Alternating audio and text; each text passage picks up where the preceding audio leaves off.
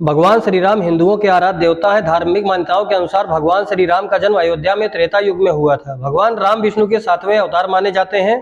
कहते हैं भगवान राम का जन्म सूर्य वंश में हुआ था। भगवान श्री राम की वंश परंपरा के बारे में आज हम आपको ऐसी चीजें बताएंगे जो आपको आज तक नहीं बताई गई है। भगवान राम का जन्म ब्रह्मा जी के कुल में हुआ था और इनकी सारी वंशावली में आज को आपको बताने वाला हूँ।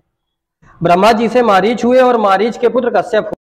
इसके बाद कश्यप के पुत्र विवस्वान हुए। ऐसा माना जाता है कि विवस्वान जब हुए उसी से सूर्यवंश का उदय हुआ। सूर्यवंश का आरंभ उसी समय से माना जाता है। विवस्वान से पुत्र वैवस्ता हुए।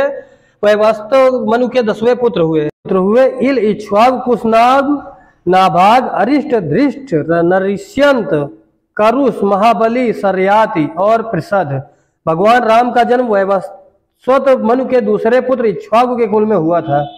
आपको बता दें कि जैन धर्म के तीर्थंकर निमि भी इसी कुल में पैदा हुए थे। इक्ष्वाकु से सूर्य वंश में वृद्धि होती चली गई। इक्ष्वाकु वंश में कई पुत्रों का जन्म हुआ, जिनमें विकुक्षी, निमि और दंडक पुत्र शामिल हैं। समय समय पर धीरे धीरे वंश की परंपरा आगे बढ़ती चली गई, जिसमें राजा हरिश्चंद्र, रोहित, वृषबाहु और सगर भी पैदा हुए। अयोध्या नगरी की स्थापना इक्ष्वाकु के समय ही हुई थी। इक्ष्वाकु कौशल देश के राजा थे, जिनकी राजधानी साकेत थी, जिसे अयोध्या कहा जाता है। रामायण में गुरु वशिष्ठ ने राम के कुल का विस्तार पूर्वक वर्णन किया है।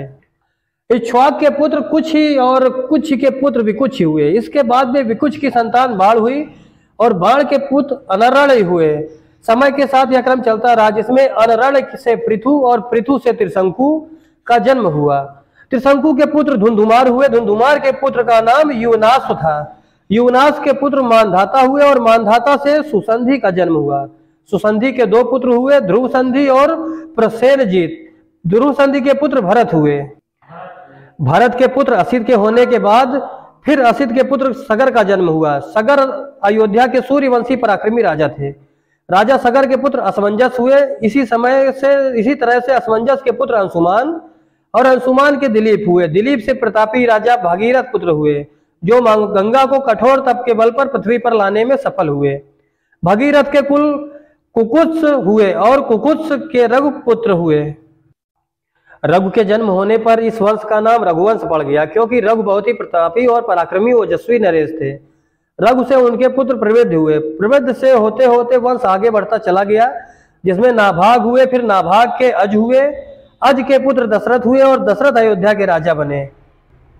दशरथ ने 4 पुत्रों को जन्म दिया, जिसमें भगवान राम, भरत, लक्ष्मण और शत्रुघ्न थे। इस प्रकार भगवान राम का जन्म ब्रह्मा जी की 67वीं पीढ़ी में हुआ था।